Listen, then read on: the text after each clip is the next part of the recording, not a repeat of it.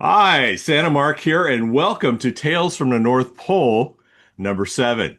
It's always good to see you, and really gives me a bit of a thrill to have you watch the show and enjoy the podcast. Eventually, we'll have a way so that you can respond. If you don't respond already down below on YouTube, please, I'll let you know how you can, and then we'll go from there because I want to hear what your comments are and what you have to say. So the first thing we always do is we introduce a book, and today it's not a new book, it's The Night Before Christmas. However, this is a pop-up, and I want to show you how cool this is. I'm going to turn on the light on the inside and see if I can get this around here. Look at that. It's a 3D pop-up. Of course, all the pages flop out. 3D pop-up, and it has lights behind it, which is very cool because, a lot of times when you read, I don't even know if you can see the lights, but when you read The Night Before Christmas, or a lot of us Santas have it memorized, we we don't show the pictures, or we don't have something that's new and unusual. But with this book, again, Night Before Christmas, it's a 3D pop-up. It's really great to be able to have something that's a little different for the children that are reading it or listening to you read it, because a lot of times it's the same thing every year. Not that I have a problem with that. I think it's wonderful that there's traditions and families and this is the way they want it, but something that's unusual. So, and I really enjoyed it. The presentation, the art is beautiful, and the fact that it pops out is the three-dimensional thing is it gives you a little bit more imagination. So that's just my thought. My second thing is the letters to the Santa. I get letters all the time, and this was at a particular place. Of course, you can see the fact that they're all basically the same, which to me is really great. Means that the place that I was visiting, the event that I was visiting, had some forethought, which is really great too. And for us Santas, a lot of times forethought is half the battle. When we get there and things are organized and people know what they're doing, it's a beautiful thing. However, this particular one, I have one letter here that's really cute. There's absolutely nothing on this page that I can read, and it's not written in Elvish because if it was, I could read it. But Hannah, thank you very much for the letter. Some of them actually are really good at putting what they want. They want a robot car. They want a robot that's electric. You put the batteries in and it moves. And then they want a couple of sharks to play in the bathtub with. Julia, thank you so much for that. And then, of course, this one actually doesn't call me Santa. Um, she calls me St. Nicholas. So that's pretty. And then she says, I love you. Boy, that's dear to my heart. And then she gives a list of about 30 things.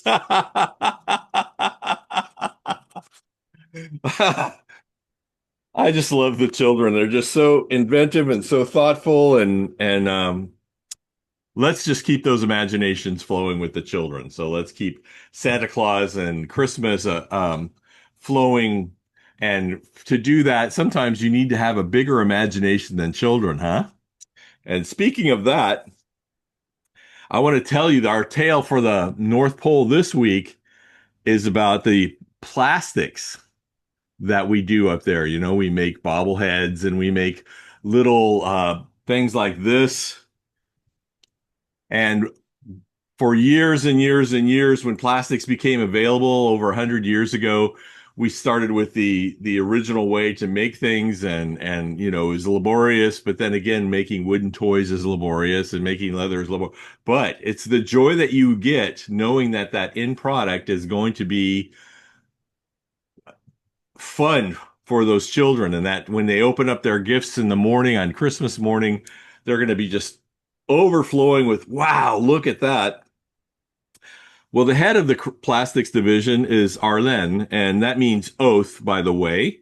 And oath is because when I first met him, he was the head of the tribe that made specific things. They would take and whittle things and make them. And he gave me his oath that his tribe would support the North Pole, that they would be there always, as long as they were doing something useful and something exciting for the children, because that was their hearts. And so Arlen has really managed the plastics division for the last 100 years and brought it up to spec. And 2 years ago, we bought several 3D printers, one of them being the size of this workbench, one smaller, and then of course one really small to make the minute parts.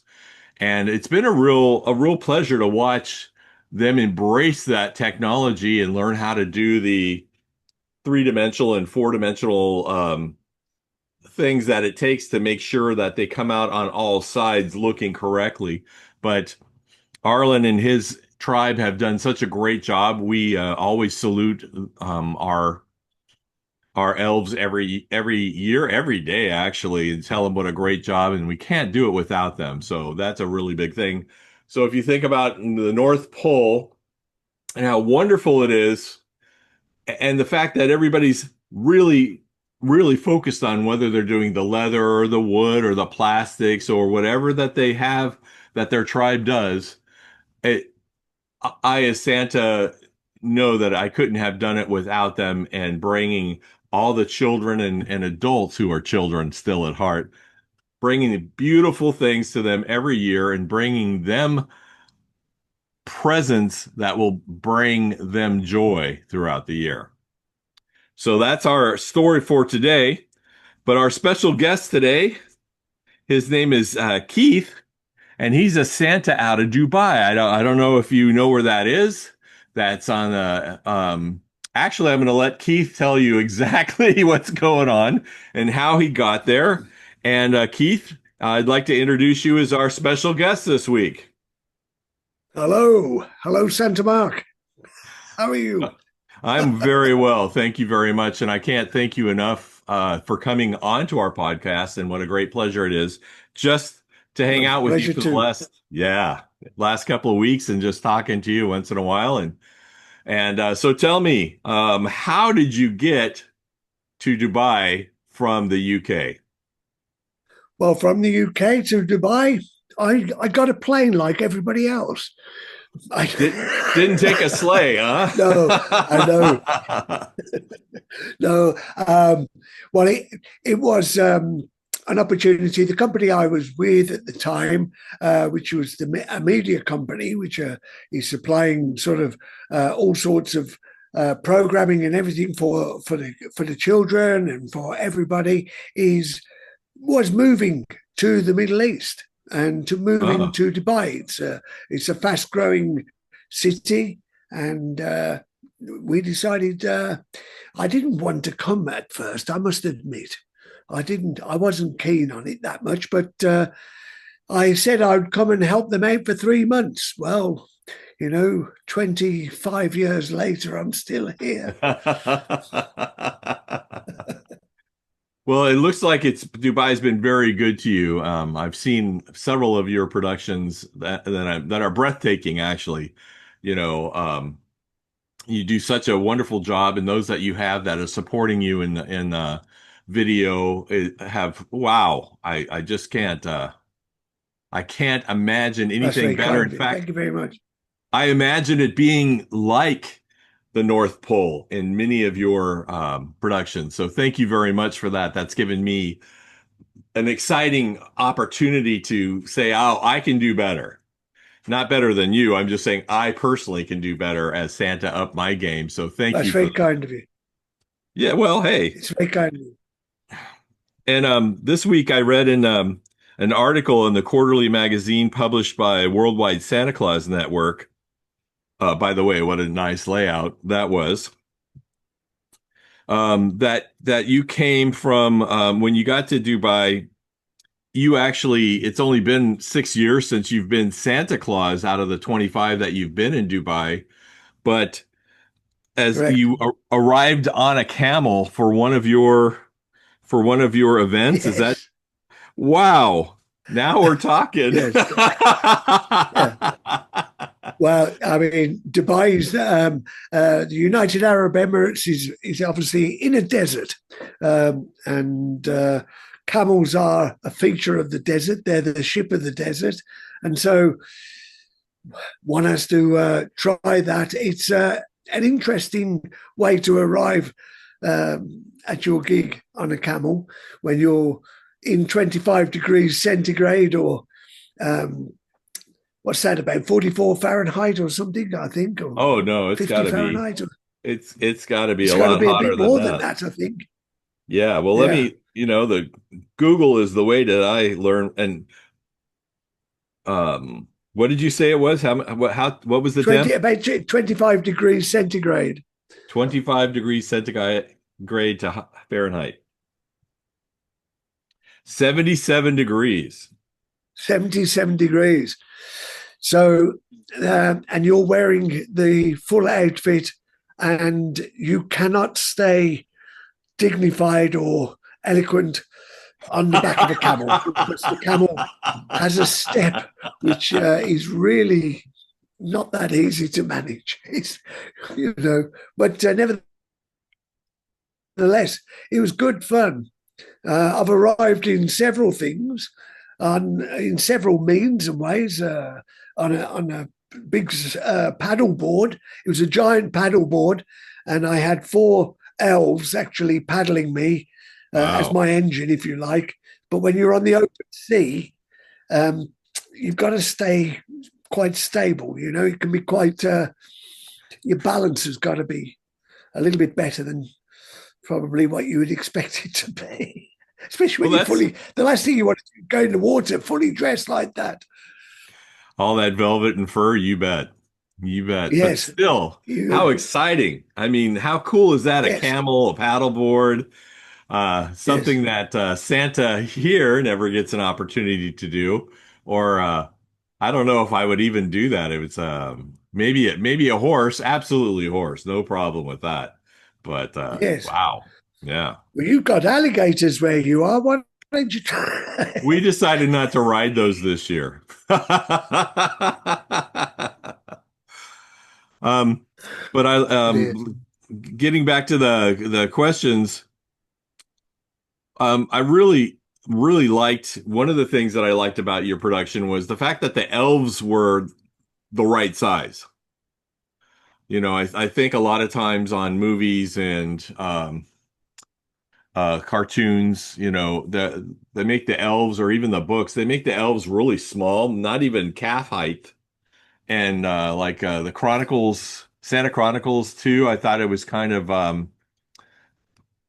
I don't think that for what we do, it would be practical to have the little elves. I mean, after all, those are the ones that are children. Whereas the original Santa Claus with Tim Allen and things like that, they're the height of the elves that you had, and that was something I appreciated about the production and they looked so good. They did have the sparkles on their faces, and they did have the glow in their eyes, the mischievous thing that all elves have. They're very. That's why I play games with them a lot, is because they're very mischievous. How did you get them to Yes. get that? Is that something that your elves came with naturally, or did you coax that out of them? Well, I mean, we hire performers. We Ah, have actual performers as our elves, and we try to instill with all the performers and the people that are part of the team, including the people who are on the outside that sort of manage, our entrance and exit and all of those elements that people don't often see.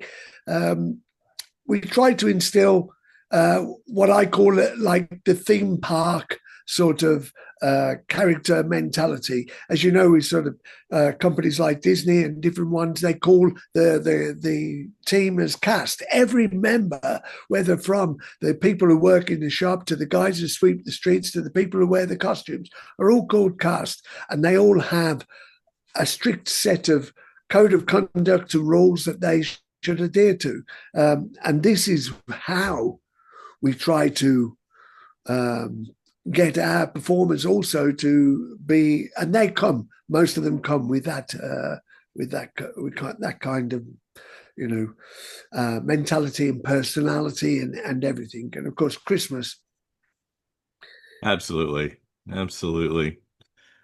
And since you've been living there in Dubai, the United Emirates, how has Christmas changed over the years? It's a Muslim nation, is that correct?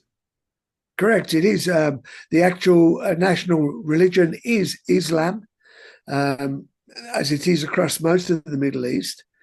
And when we first arrived, Christmas wasn't, it's not banned, it was allowed, because they've got a lot of expats here. So they allow people to practice their religions freely. But over the years, I think they've understood the commercial aspect of it, and it's grown. It's now becoming an attraction for visitors to have an alternative holiday for Christmas.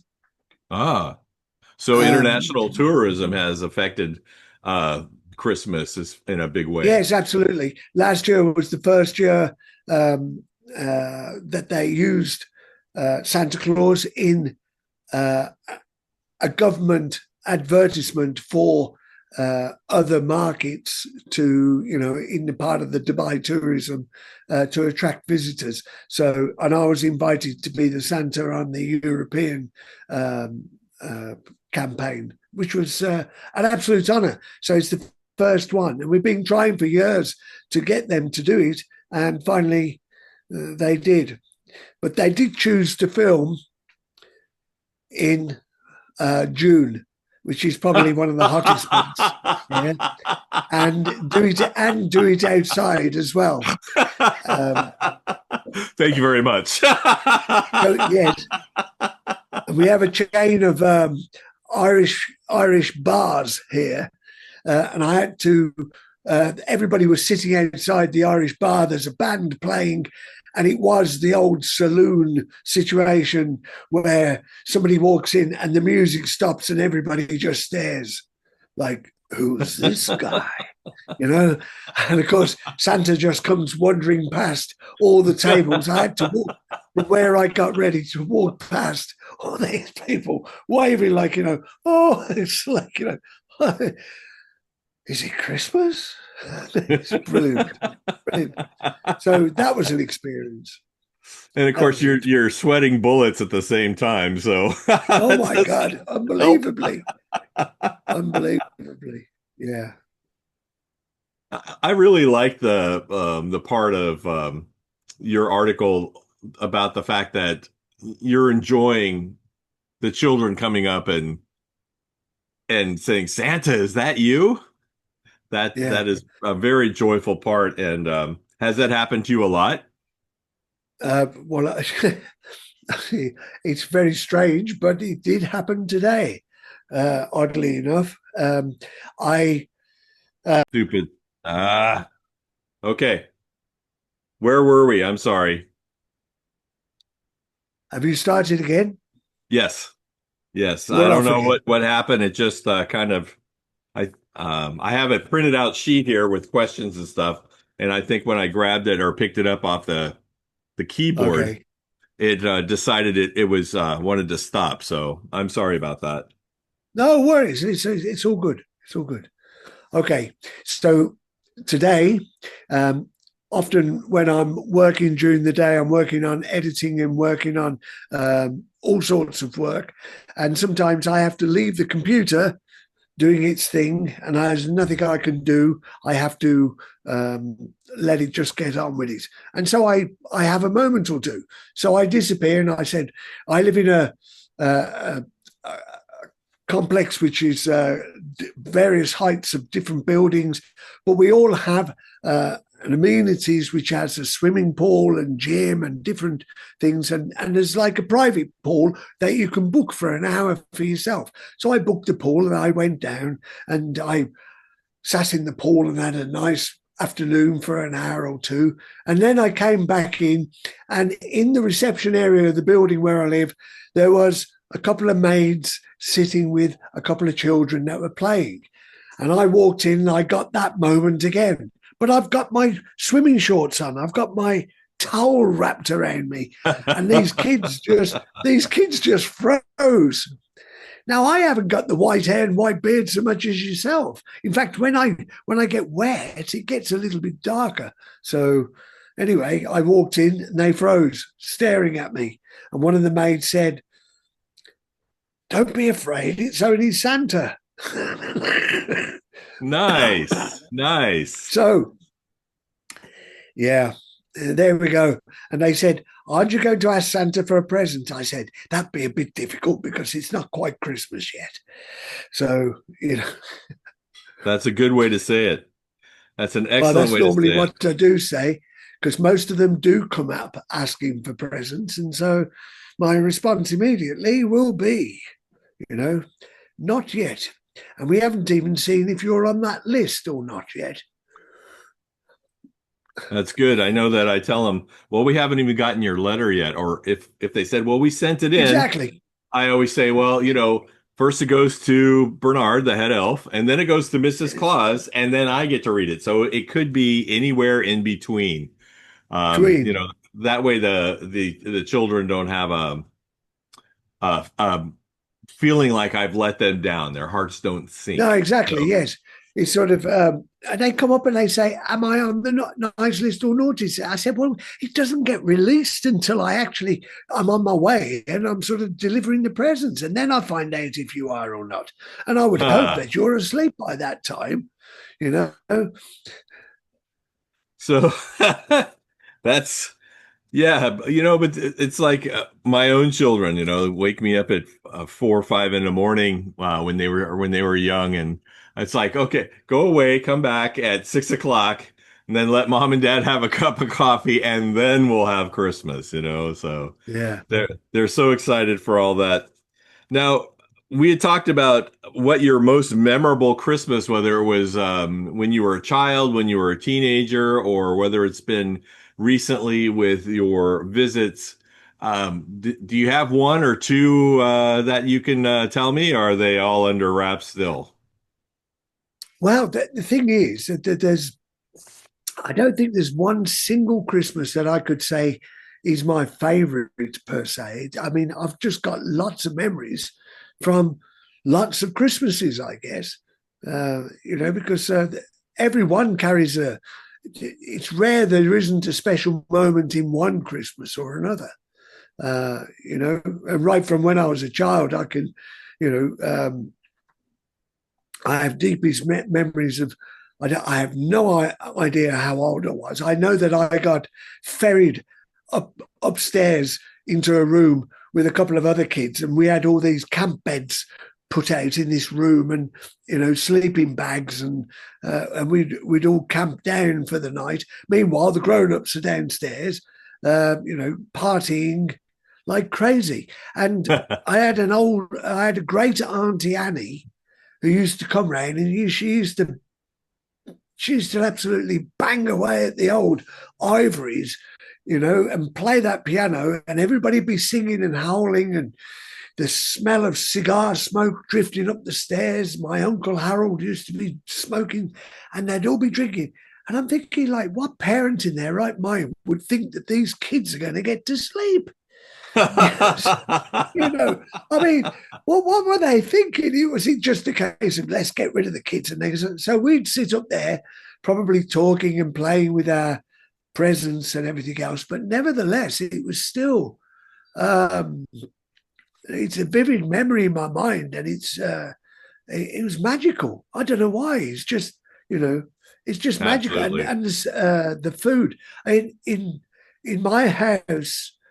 My mother used to start making food for Christmas. I think as soon as summer had finished and we were going back to school in the September for the new year, she would start making pastries. She'd start making all sorts of things for Wow. months. Christmas cakes, and Christmas puddings. Christmas puddings. She used to make enough to last 3 or 4 years. And it was just phenomenal. Everybody used to come and try and buy her puddings off her and her cakes and everything. I was fortunate. I grew up in a house where my mother was just, and it wasn't until you get older, I think you think back and you just, really because you're a kid, you take it for granted. This is where you're growing up. You don't know any difference. You don't have any Right. comparison to this. So this is like the norm. And then when you grow up and you move away from home and you get older and you realize this is the magic when the family used to get together and the food and the laughter and everything else. It's just magical moments. But then when I was a teenager, I can remember when I got my first guitar, and that was it. I was off to join a band, and next thing you know, it was playing Christmas Eve in some club or something, and the other band members being old enough, and they're going like, "What happens if Keith can't get through the door? What happens if they don't allow him in because he's too young?" you Right. know, it never happened. Thankfully, it never happened. Thankfully. Yeah. But Yeah. Yeah. they were they were memories as well. Like because it was just, I don't know, and also, we played one time in a place called the Malvern Hills, and there was a bar and a hotel at the top of this hill. And whilst we were inside playing, and I think this was a Christmas Eve, whilst we were inside, the snow came down, and we went outside. We couldn't even take the equipment out of the hotel to put in the back of the van because we couldn't even open the back doors of the van. That much snow had come down. It snowed the Wow. van in. We're gonna have to, so we had to sleep the night in the kitchen of the hotel Hey, if you're because the gonna hotel sleep was someplace, there you go. exactly. But I don't know why the manager of the hotel gave us the kitchen to sleep in. That was a mistake.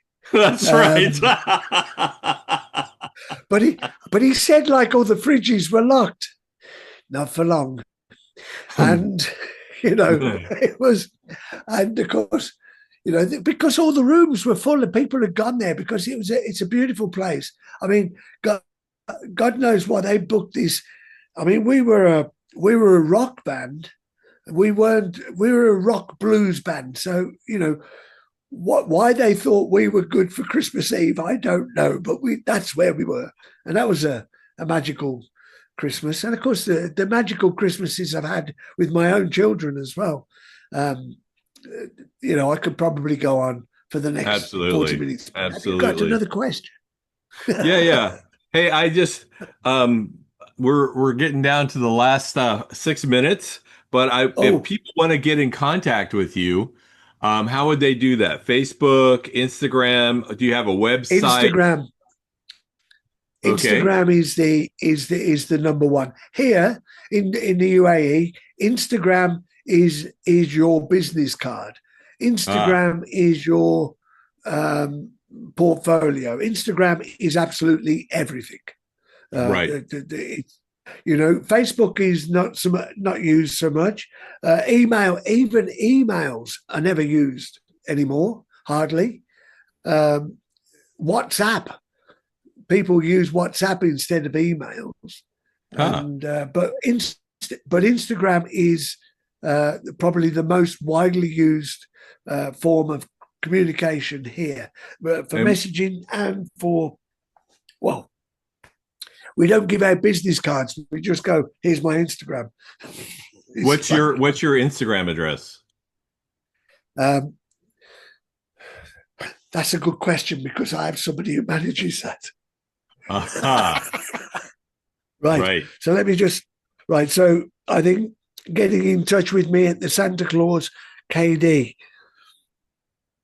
at Santa Claus KD, Is that underline, I right? believe. Sorry? It's underline KD, if I remember correctly. I will just check on that one. Um, Let me just pull it up. if I can get the search up. Yes. All right. So it is um, Santa underscore Claus underscore KD. Gotcha. So everyone, that's Santa And can you test underscore. that for me just to make Well, sure? yeah, I've got it right here. Okay. Santa So underscore it's Santa. Claus underscore KD. Yes. Yes. And for those of you who want to see Keith's marvelous work, that would be the place to go. I mean, it has all his productions and some really great things. And I would invite everyone to really enjoy perusing his Instagram. It's pretty darn fabulous. Like I said, it sets the bar up higher. Let me see. We're still working on 4 minutes. So, just real quick, I watched the 1951 version of A Christmas Carol last night, and I really loved the Father Christmas. I think that impacted me when I was a child. I remember watching the movie and the joy that he had. You embody that, Keith. So, thank you very much for bringing that to the table. It's always a pleasure to talk to you. I really do just enjoy hanging out and just chatting. And thank you for your time and Same, everything. same. If there's anything that you want to say in closing, you're more than welcome to. Um, well, the season's almost upon us. So I hope everyone has an absolutely wonderful season coming up and have a wonderful Christmas. And if you can't be nice, just remember it's nice to be naughty. You're- Again, thank you so much. And we will talk to you probably in a couple of weeks or a week and just to say hi. That'd be nice. Of course. Mark, let's A- stay in touch. It's really good to see you. Absolutely. Absolutely.